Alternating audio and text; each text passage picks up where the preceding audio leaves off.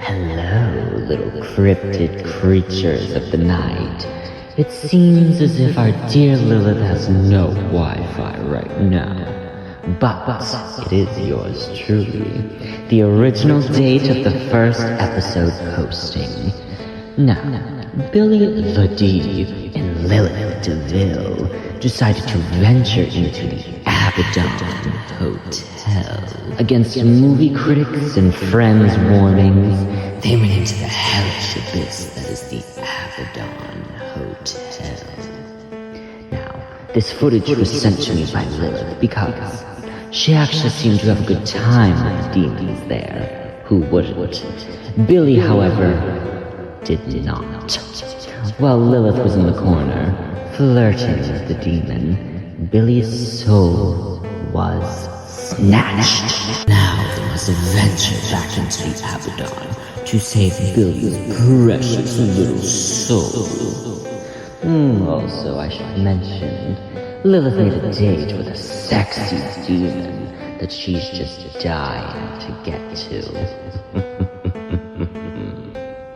So, my friends, the continuation of Movie Night with Bill and Lil's Saga of Hell House LLC continues now with Hell House LLC 2, The Abaddon Hotel. Sleep sweet, my ghouls.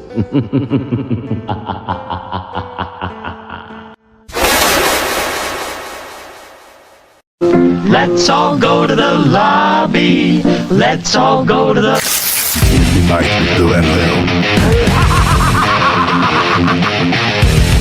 Don't stop filming. We got this. Oh! Hi guys, gals, non-binary pals. How are we doing tonight? This is the next episode of Movie Night with Bill and Lil. We are doing Hell House LLC 2. Hi, I'm Billy D, and I have a penis. Ooh, that's kind of small. Yikes. And that's Lil. The Abaddon Hotel. Actually, I say this knowing that I'm going to get heat. This is my favorite in the franchise. I know. But I really do enjoy this one. I hope you enjoy this ride with us. We're going to go into the Abaddon Hotel and explore. You shouldn't get that much heat. I don't think it was that bad. It seriously... It felt like a step back from the first one, but I really enjoyed the first one. The second one kind of felt like a student film.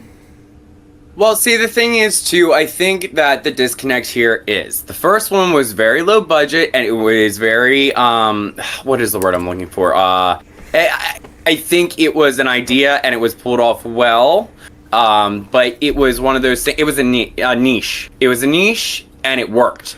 And it's something that you can't really replicate more than once without really trying extremely hard and taking a lot of time. And even then, it's very hard to pull off, i.e. Blair Witch never trying to do it. Because when you have something that's found footage that works so well, doing it a second time in its exact form will never work. Because, one, we know the tropes, we know the jump scares, and we know what to expect. And I think that's where a lot of the disconnect comes from. So, brutal satanic stuff... Like, that's definitely not really my bag, but they pulled it off very well in the first movie. This movie that we just watched, I would say humongous steps back. The only thing that I would say they gained in this movie is character development. There's a lot of story to be had in this one. And there's a lot of stuff you can miss. So I like a couple characters from this last movie. This movie, like, it had a couple decent characters. Yeah. But the thing that it was missing so much for me is, so there was a couple great kills in the last movie that was really brutal. I didn't really get the brutality in this one. I was thinking about that too, and I was thinking about the fact that this is one of those few films that I will say that I will adore until the day I die that has no on-screen kills. That is one of those things that usually kills a film for me, and this does not, because I find that it has the creepy aspect enough and enough story that I enjoy. to get me enthralled. Though I do agree there is less brutality in this one than the first. So we'll go through this however you want. The thing is I have my notes right here. I have a lot of things I like. I have a lot of things I hate, and most of my nitpicks are going to be repetitive. So once I say it, I'll try not to say it again. No, you're good. You're good. So we basically start our story going into the Abaddon Hotel again. Some investigative reporters get some wind of some stuff that may be in the basement, and we go exploring against somebody's knowledge and how does these always work. But I find it very effective. It's set up in a interview fashion at the beginning, and we get into the house. And but before we get into the house, I want to say there is a couple clips that are done by like social media influencers or evidence. What do you have to say about like those, like the little clips that they showed during the TV interview? Do you remember any of those? Yeah, those. Oh, wait, the TV interview, like the chick herself. Yeah, that's. You get. Well, I was talking about like the clips they showed within to show the proof that there was something to go on. Why do they guard it so much if they're saying there's nothing wrong with it? Yeah, man, like... Well, it's not just the Hell House incident or Diane. There are also 2 teenagers from the nearby area that have disappeared. There was a 24-hour live feed, and it's just him swaying back and forth at the end of the steps. This fat kid opens, the door opens up to this fat kid, and he's like, oh my god, and then he goes in anyways. Okay, so the thing is, the first one creeped me out a little bit with the legs. That was creepy. I get how that's not effective for everybody. But the second one with the heavier kid, if you didn't notice, there is a face before he jumps that wasn't there before, which I found very creepy because the face they used was very effective. That again, it's one of those things where if you don't notice it, it's not effective. So I think that's probably where a lot of disconnect is. I will say I am not judgmental when it comes to acting, but there are some excellent performances in this. And then there is some not so excellent performances in this. I'm not going to pinpoint. I'm going to pinpoint one of my least favorite skits in that is these. I think they're 2 gay dudes. How? I was going to say how that was one of my favorites because they're the only freaking smart ones in the movie. They're actually trying to get out. That's bullshit. They're not that smart. Okay, first things first. Do you pick up a hitchhiker? Okay. Yes, when she looks like she's hurt. No, she didn't look like she's hurt. If anything, they were like, if it was like a Chad and a Brad, like, hey, look at that chick. Yeah, hey, baby, hop on in. And then like she gets it. Oh, okay, let's go. I live at the Abaddon. And they're literally talking about a fashion show before she. I know. So that's why they're gay. Why would they even pick up her? No, they basically pick her up. Because they thought she was hurt or sick or on something. If that was the case, okay, get her home. If she was hurt or sick, you take her to a hospital. They take her straight to this abandoned building that looks obviously abandoned. She gets out and starts going in, and it's like, don't. Well, if she didn't do that, they wouldn't have ran in after her. That's the thing. Why would you go in after her? That's part 2 of why you should they're stupid. Like as soon as she gets out, you'd be like, okay, that was creepy. That house is creepy.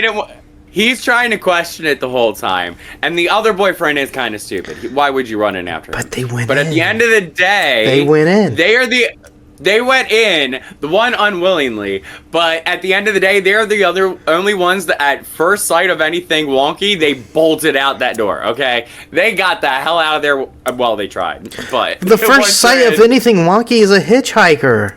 What the fuck are you talking I was just gonna say I like them, but it's okay. I understand. No. That was the only one that, like, I get the 24-hour live stream. I get the, like, I've seen the documentary. I want to hop in. This one was like, hey, let's pick up this hitchhiker. Yeah, slay. And then she hops in, and they're like, ooh, girl, you look ratchet. You look gross. You okay, girl? Need to go to the hospital? Ew, gross. I thought it was cool to see some representation, thank you. But whatever. No, it was cool. I liked it. I think it gave them an opportunity to explore the basement a little bit more in this one because it didn't get too explored other than in the refrigerators. A lot of my notes don't make sense though. Like, one of them says pedo looks sus. Oh, who looks sus? Never mind, I remember now. There's a bar scene, and there's this guy that's hardcore staring down the camera with a big mustache, but like it's not filled in properly, and he looks like a pedo. Oh, I never noticed that, but that could be a pretense to, or like a clue to the third one. Have you seen the third one yet? No. That's probably. I need to look back because that might correlate to the third one because it's very possible and it would make a lot of sense. However, I don't think that's the fact. Well, it looked like they filmed at a random bar. It's the scene where they filmed at the random bar and they're talking about the Abaddon, and the two friends are like, "Hey, let's go dancing," and they're like dancing around like idiots, like in the background. Yeah, I know. Yeah. That's right before the night they go in, or the day they go into the Abaddon. Yeah. There is a possibility it's a character from the third movie that hasn't been introduced yet. I'm not sure. I have to relook. But that would be cool if it was. Not sure if it was or not. It's a possibility. I think that overall, it's probably the pacing that's off for a lot of people. I will say that I enjoy the pacing. I like how it is, but there is a cool factor about this one. The notebook from the first director's cut is shown in this. If you've never seen the director's cut of the first film, you will see Alex's notebook in this film only for a short few seconds. But if you have not seen the director's cut and you want to see more of his notebook, you can watch the director's cut and you get to see inside of that notebook more. Billy saw more of the notebook because I told him to watch the director's cut. Most people don't realize that this is the first time you see anything on his notebook and his scribblings from the first film, and I'm very sad that they took that out because it added a lot to me. See, this is the second time I watched this, so the Alex scene that they had in here, yes. Where he's talking to the owner, the plot twist later, I'm like, this just makes things even more obvious throughout the whole movie. So I guessed that, like, they have an interview scene and there's a plot twist later. I'm like, okay, this guy's involved. I'm not going to say who it is yet, but I didn't think he was my first viewing. I get it the second viewing, but I didn't see it the first viewing. You know, I see it now because you can spoil, because I think everybody at this point knows that Movie Night with Bill and Will is not spoiler free. Well, here's a good hint. Anybody that overacts in interviews, they're probably possessed or they're running the Abaddon Hotel. Well, I thought it was just like the city trying to push that it wasn't dangerous and they wanted people to come to the city kind of thing, you know. I mean, I get what you're saying and I get that on the second viewing, but my first viewing, I just figured that he worked for the town and he didn't want people to be scared away from it. It was so obvious. It's kind of like that skit. There's a comedy skit where this hot dog crashes through a convenience store and they're like, "Who's driving that hot dog?" And he's like, "Yeah, I am angry. Who's driving that hot dog?" And the guy who's saying that is dressed up as a hot dog too. And that's the main bad guy in this movie is the fucking hot dog saying, "Yeah, whose haunted hotel is this? This is a..." I was like, no, dude, you're obviously in charge. Just stop. I got you. I think there's a few people that called it, and I think that's why there's a disconnect with this one. Some people bought it, some people didn't, you know. I thoroughly enjoy it. I didn't see that one coming originally. I like the amount of story that's in this. I like how they kind of build up in like the past originally in the beginning. You know, you get some of the past and how this was kind of in motion for a very long time, like a very long time. And that's cool. You know, it wasn't something that just happened on a whim. It wasn't something that happened like out of nowhere. This was planned and it's for a reason, and there's a bigger picture here. The main story I really like a lot, when the four people get there and they like get to the basement and they're exploring. We get to the basement fridges because our investigative reporters have a theory that there is information in the fridges that the cops did not catch and they were going to explore. And then radio malfunctions. I really like that. I really like how the electronics are being affected by the ghost there. Come on. How are these lights on? The power's supposed to be out. Just ignore them. Just keep moving. Big time. It's really cool, you know, because it's kind of like even I like it because you see that the windows are blacked out, but only so much, so you can see it's kind of still happening during the day. And it's one of those things where it's really cool because it's effective during the daytime. And I like how they have it on the wall, the Latin on the wall. Basically, if everybody is curious what that says, it says the door is open. That is what basically that says on the wall in Latin. Fun fact. Ooh, I did not know that. Yes. So let's talk about this guy real quick, because once we talk about him, we don't have to talk about him anymore. The psychic. Okay.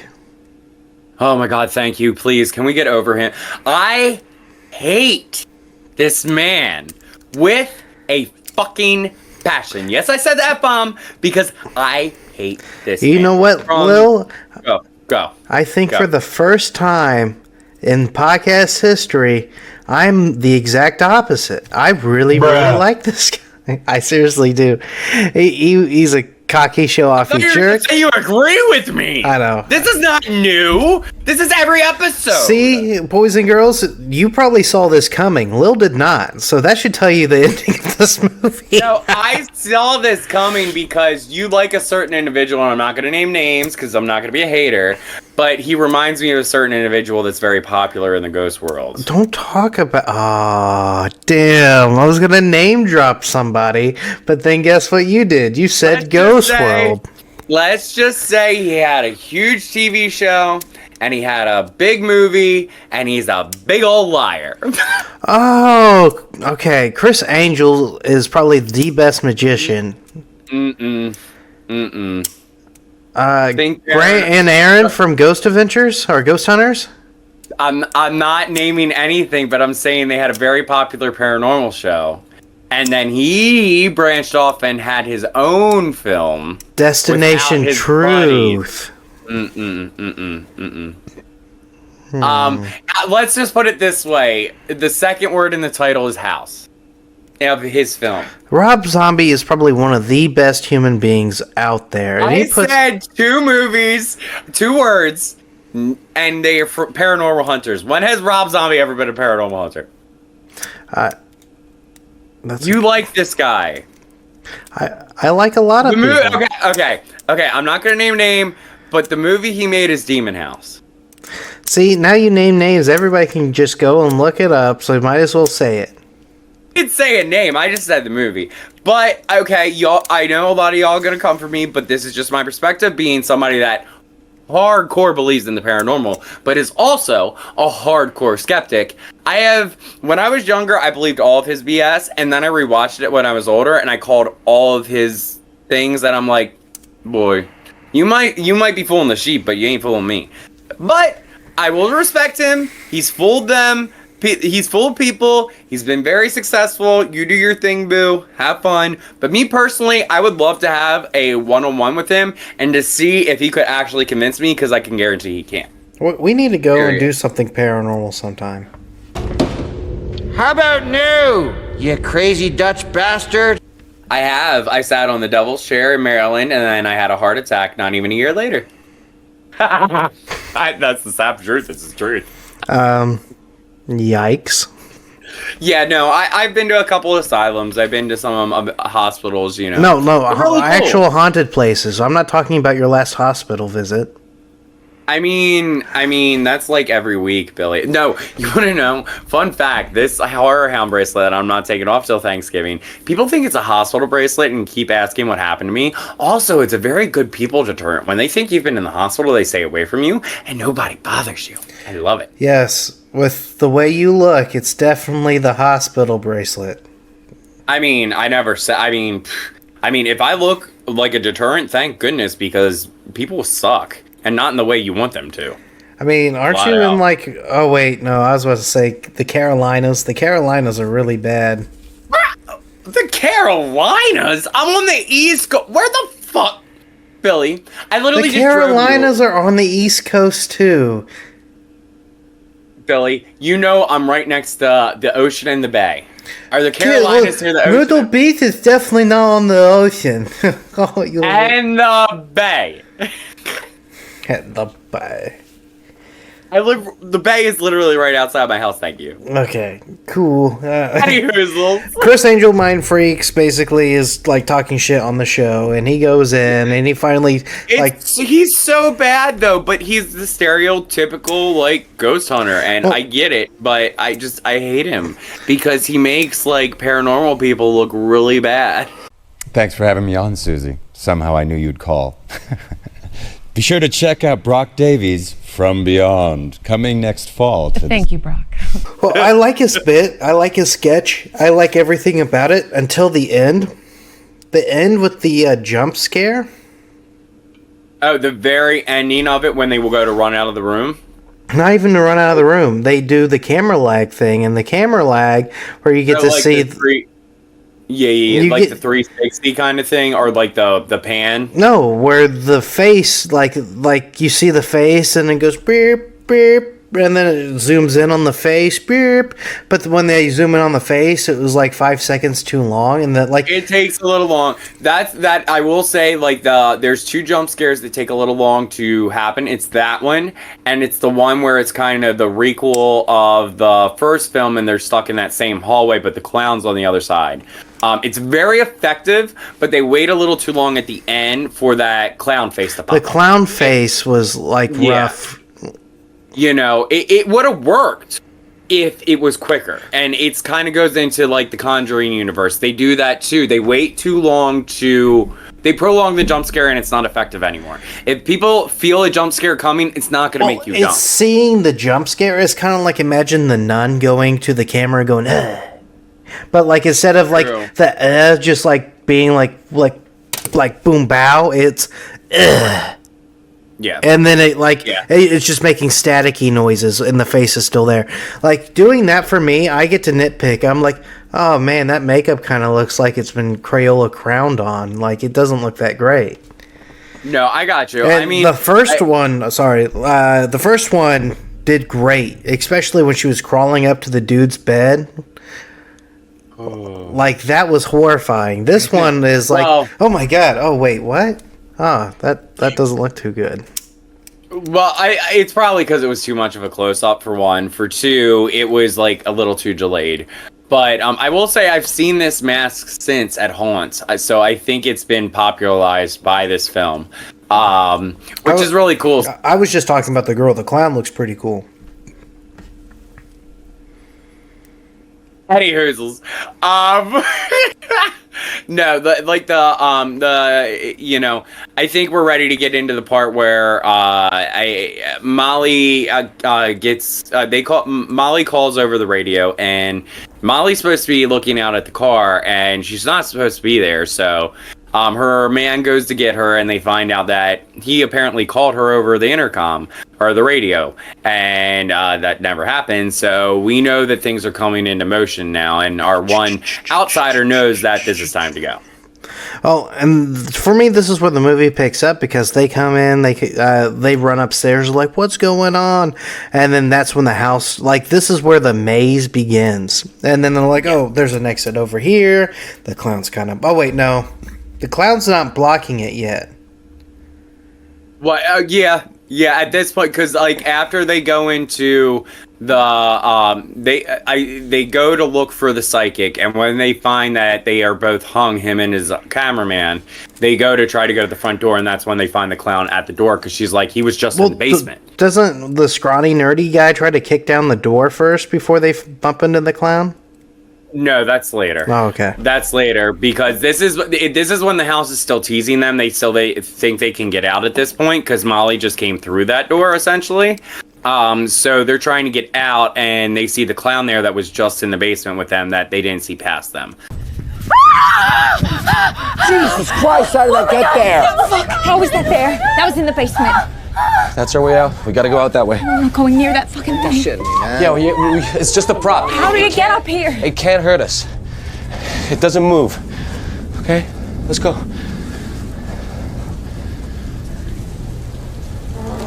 Oh, fuck! All right, no. Come on, guys. Move back. Fuck! No! Go, Molly, go! Fun fact, once that scare and that cool scene happens, you'll notice that the camera pans to the other side of the hallway. Once it pans back, the clown is gone. It's something that you don't really notice unless you watch it a couple times. But that clown completely disappears when they go back and change directions, which I thought was pretty cool. Going upstairs, going through that little hallway again.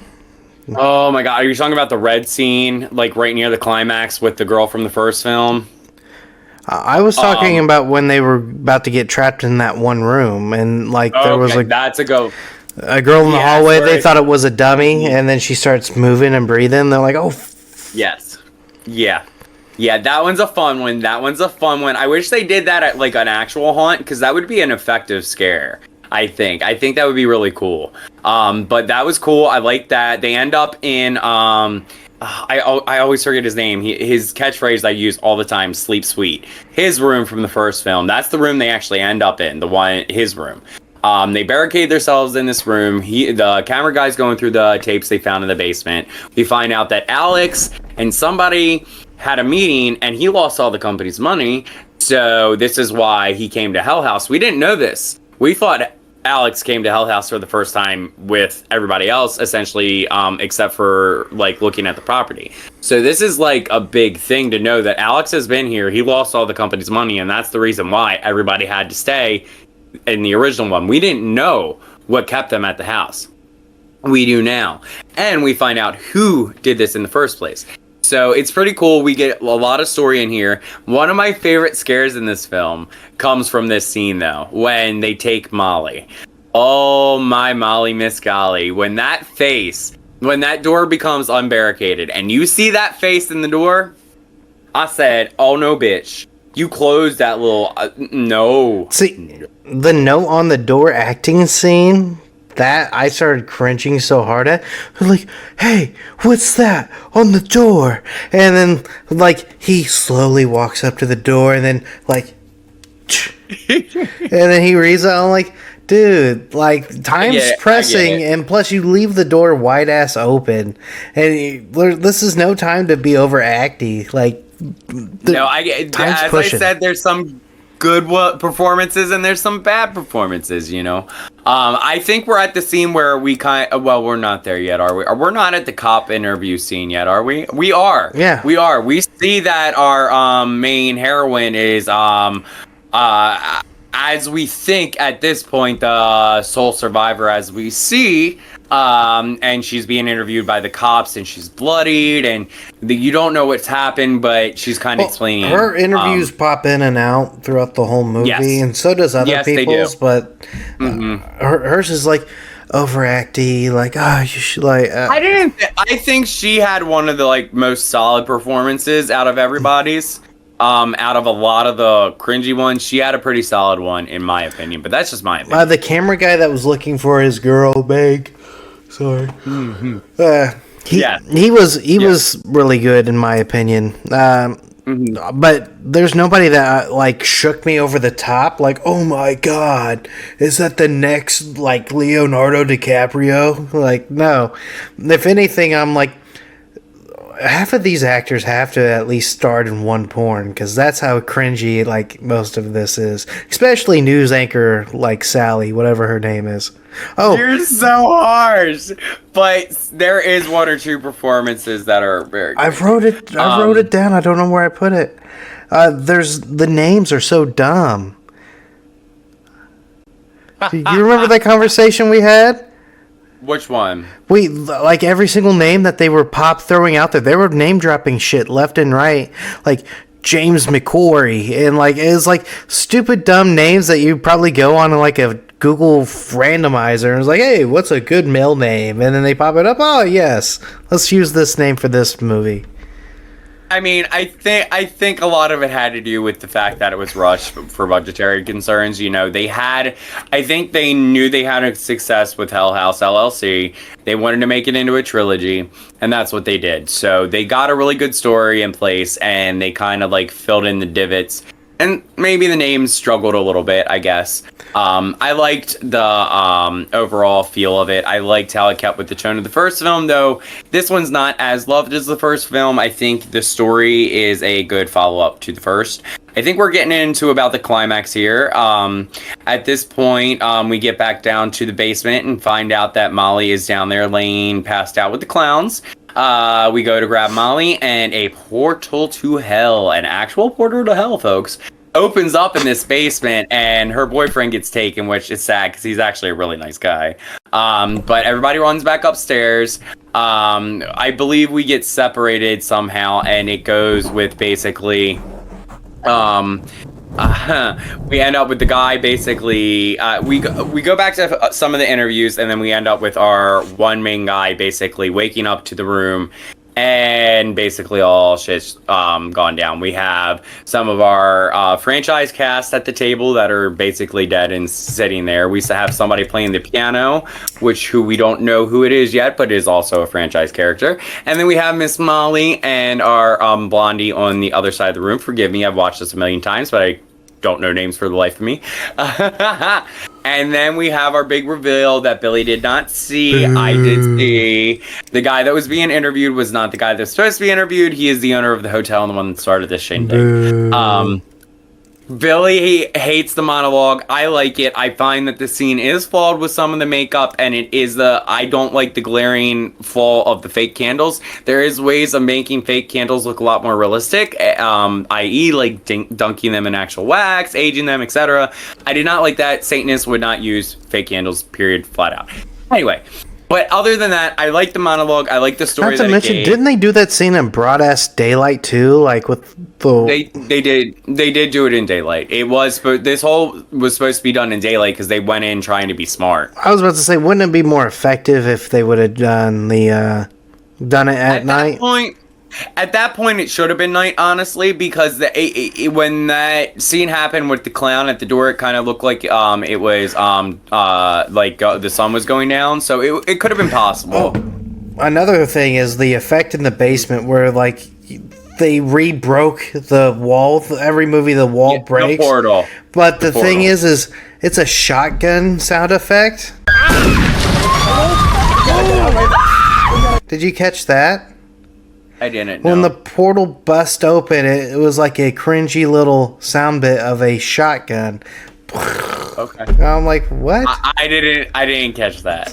I wrote that down. I was like, why did they use that noise out of all noises?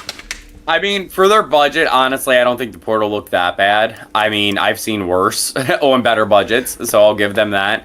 Well, it'd be cool if you had done the scene in the basement with the portal, but no, it's bright ass daylight. You can see the makeup not looking as great, and I mean, like you said, that's a good point. They could have did it to where the portal could have been like on the side view and not in the camera's view, and it could have been like red and like changey in color, and it would have been a little bit more demonic and cool. Yeah, that seriously, cool. like look at your little portal in the background. You could have done exactly. Jesus wept. It's a portal hell. You get it? See, I'm friends with Cenobites. I mean, I got to get my kinkiness somewhere. I go in there, have some fun, come back. See? I actually have Cenobites in my kitchen right now. I mean, you have your Cenobites. I have my kinky Cenobites. You keep your sweet ones. I'll keep my kinky ones. Thank you. Yeah, they're super sweet and really rich. I mean, well, so are these, just in different ways. Nope. But yeah, we're at the climax. We get the monologue. We get a lot of story. We find out who's behind this whole thing is. Our main guy gets a choice. Seriously, he gets to leave, or she gets. Go ahead. But the thing is like the choice didn't come in until like way later. It's like 10 minutes of like, haha, you didn't see us coming. I've been the guy behind the. And then he goes in this whole spiel. At the end of the day, even if you did see it coming, you kind of need that because you need the basis of why this is happening. And he kind of explains why this is happening and what his intentions were. You know, they were servants of the Lake of Fire, essentially. See, what would be cooler if you had like a Chad, so the guy who played Thanos, what's his name? I'm a horror junkie, not an action. Oh, that's right. Okay. Get I think his name's Brosnan. Get like a big macho man. Like, hey, it was me the whole time. Instead, you got this, like, seriously, this nerd that wants to be edgy. Like, hey, it's been me the whole time. And it's like, okay, dude, shut the fuck up. Like, I want to give you a wedgie. You're not scaring me. Like, come on. I got you. But yeah, I mean, if Alex, there's a lot of. if Alex did the monologue, I think I would be more into it. I mean, you love Alex. I you do. love Alex. You really do. So I get that. I get there's a lot of disconnect with this one with a lot of the fans, but I thoroughly enjoy it. You know, I think it's super worth it. It's a must if you want to get the full story. You know, there is some cringy acting, but I find it fully and thoroughly enjoyable. 50 minutes of this movie, I would agree. Okay, and that's not like there's only like 30 extra in there, so that's most of the movie. So I'm not complaining about that. Most of the movie, I had a good time. No alcohol required. Yeah, yeah, I like it. You know, I really do. I think that you're gonna like this one a lot better once you see the third one. I do love the third one as well, but I find audience reaction says it's the weakest in the franchise yet. So I want to know in the comments below. Did you guys watch this in one setting? Each time I watched this movie, I had to watch it in 2 different settings. You need to get more immersed in your horror, boo. Like, literally, like, this is the kind of horror you need to, like, really shut off all the lights and get immersed. For me, the first one is so enthralling. I watch it from beginning to end. This one, for some reason, after the basement scene and they go upstairs and shit, like, especially with the new, like, I call it TLC editing when they do my addictions or stuff like that. They go to different stories, like back and forth, switching it up, and like it takes me out of it completely. And then like it doesn't mix well, especially at late at night when I'm trying to get in the horror vibe. And like you're doing boring ass news, like with like horror stuff that's like that got me. Like I'm on the edge of my seat. Let me get that. And when you take me out, I'm like, oh man, I'm getting sleep. And then I have to pass out. I'm like, done. I did it with you when we watched it together. I did it with my wife when we watched it together. In fact, I don't even think my wife's seen the second half because I went ahead and watched it the next day without her. Okay, I got you. So I'm just curious if anybody else is witnessing the same thing, is going through the same thing. And this is saying a lot. Like, I watched The Grudge 2 today for the first time ever. Have you ever seen it? The original or the American remake? The American remake, Grudge 2. I prefer it more than the first. That's shocking because I thought it was the dumbest movie of all time. Well, I'm not going to go into the Grudge franchise because I have very controversial opinions on that one. See, my wife loves The Grudge and loves the... I do too, but I am a little bit more of a harsh critic than everybody else is with that franchise. Apparently not, because my wife was like, The Ring versus The Grudge, that was way better. This is bullshit. I'm like, geez. I personally... Okay, if we're talking about franchises... if we're going with the originals, I prefer The Grudge. If we're going with the American versions, I prefer The Ring. Not The Ring, the third one. I don't even. I act like that doesn't exist. That was a travesty. That was a travesty. You know what's so weird? Proportions of televisions. Like how they've changed, you mean? Well, like throughout decades, and the thing is, you put that VHS. When you record on a VHS, like things are like let's just say this monitor here. I don't think Samara can fit through the monitor I'm like filming on right now. To where my huge ass TV, she could definitely like bloop pop through, like dolphin dive through. But the thing is I never seen a movie where she's struggling to get through a TV, and the portions are always the same on all the TVs. Like, the well is huge, so theoretically, if she's coming through my huge 80-inch TV, she's gonna be at least 6'7", 7 foot tall, compared to if she crawled out of this TV, she's at least 2 foot. Like, so I don't get the dimensions. I got you. And they don't really explain that. I mean, it's been a minute since I've watched it, though I have both of them. I think it's because she goes arm first, maybe. She kind of scoots her way out of the TV, because if I'm thinking about, like, the old box TVs, here, like, it's easy as heck. The box TVs, I think she goes arm first, so she kind of, like, squeezes her way out. I could be wrong. I would have to rewatch that. Seriously, how lame is that? Like, huge TVs now? And she can just, like... Oh, hey everybody, and how about like, okay, that was easy. Yeah, I get it. You know, I mean, I like The Grudge too, because I like The Grudge has the factor. That's always creepy. That's pretty iconic. This, for me, this is turning into a Grudge 2 talk. Grudge 2, Well, we're kind of... there was only one more thing that I really wanted to discuss with Hell House LLC 2. Well, 2. The hallway scene that I was discussing earlier that's done in Reddit. We could talk about Grudge a different day. Especially part 1 and part 2 kind of flow together. But part 2 is oh my god. And theoretically, on paper, my wife's I'm surprised you didn't like it because it hits all your bullet points. I mean, a kid dies in it. There's a lot of death. A lot of funny scenes, especially with the pee in the shower scene. Have you seen the rated R Grudge yet? Which one? The Untold Story, the one that came out in the later 2000s. I seen at least 6 of them, so I don't know which one that is. That's the third American one. No. Most people don't like it, but I do. There's 3 Grudge movies, and then they did a remake in 2020. Oh, I'm sorry. It's not a remake. It's an extension.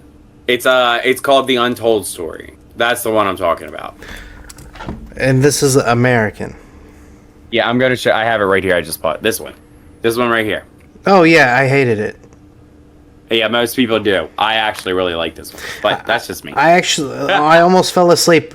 Roxy brought that up today, and I don't know this. So I just knew it as The Grudge, the second remake or whatever. Most people do, but I think I got the international copy, and it has the different languages, and I think in the UK and Canada it was called The Untold Chapter, because I don't remember it being called The Untold Chapter, but this has the Region B rating and stuff. I swear to God, it hard rebooted the franchise because it does a brief beginning of the backstory, then it continues on. I remember. I wish it did reboot the franchise, honestly, because I liked the way it ended. It was pretty vicious. I don't remember how it ended. I just remember a lot of the scenes were it felt like it wanted to be Saul with The Grudge. It's a different tone. It's a different tone of the original. But anyway, we're not talking about The Grudge today. We're talking about Hell House LLC, the Abaddon Hotel.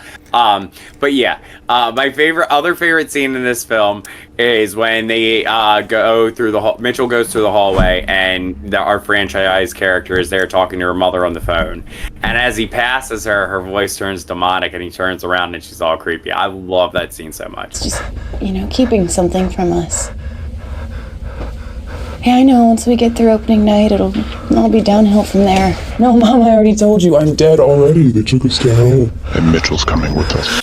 But that's a fun one. Other than that, Mitchell gets the decision of either leaving and continuing the cycle, or this includes offing the blonde girl, or the blonde girl gets to go and he has to sacrifice himself. And we think it's going to go a certain way because we've seen her in the interviews thus far. But unfortunately, not so much. We find out that he chooses himself, and she is not actually herself. So that is a general consensus of how this ends. I think it's 100% worth it if you like the first one and you want to continue the story. You cannot skip one if you want to know the full story. I thoroughly enjoy it. My rating is a 9 out of 10. At the end of the day, it's stuck that way, and it always will. I watch this over and over again, and it's one of my comfort movies. Now, if I had to rate it, I'd probably rate it a 3 out of 5. That is perfectly fine. The main reason why is because there's a lot that brings it down. It's also not campy enough to give me that 4 out of 5.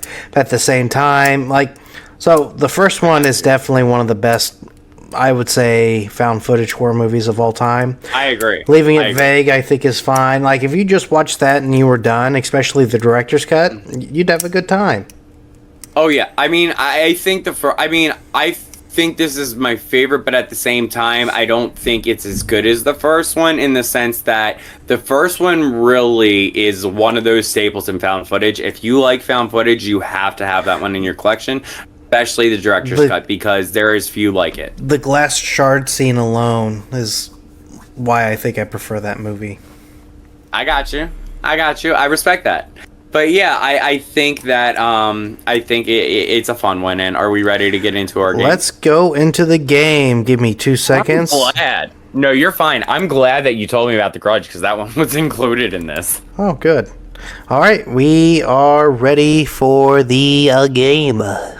Okay, we have 5 movies. Billy has to choose 1 through 5. He's not allowed to move the slots, and these are his final opinions. He cannot change them. Screw yourself, Billy. You made the rules, and I have to explain them. Oh, that's the thing. Anyway. This is episode what? Bitch, you never know who could be new. Just because you're not new doesn't mean they're not new. Exactly. But, okay, that's fair. That's fair. But when they watch Hell House LLC Part 1 first before watching Part 2, who jumps directly to Part 2? Maybe I was being nice, thank you. Anyway, go fuck yourself. Number 1. Yeah, new guy. George A. Romero's Night of the Living Dead. I might bite myself in the ass. This was my favorite movie as a child. That's going number 1. Haha, that's a good one. I'm glad you said that. Okay, 2, The Nun from the Conjuring universe. Oh, I don't know why. 4. Okay. We are gonna go with this one, Pan's Labyrinth. Number 2. Okay. And then we're gonna go with this one, The Howling. The Howling, number 3. Okay. And this one? Oh, thank God. That's the remake, my dear. I know, that's why I said thank God. Pet Semetery's 5. Okay. There we go. 1, 2, 3, 4, 5. We got them all. Oh, I really, really, really like that list, especially if I'm going off order of rewatchability. Yes. That's definitely the order I'd pick, because Night of the Living Dead's a classic. I could watch that over and over and over. Pan's Labyrinth, fun. What? Go ahead. Yes. No, fun fact, did you know that the Pet Sematary is getting a sequel? Well, it's a loose sequel. Yes. It's more of a spiritual. It can stand on its own, but we don't really want to reboot. Within its universe. I should say. I think it would benefit itself well if they don't even mention the family. I mean, so do I. I mean, they retry with that one. Most people didn't like it, even though I did. So it's probably not a good direction to go at this point. See, it's the ending for me. Like, they swap the girl for the boy, and then the whole family is like, I really. So the thing is, I love the original, and I also like the sequel to the original. Which a lot of people didn't really care for, but I'm like, hey, it's decent. I got you. This remake, I think the dad was the only good actor, in my opinion. The rest, didn't bring anything that the first one didn't.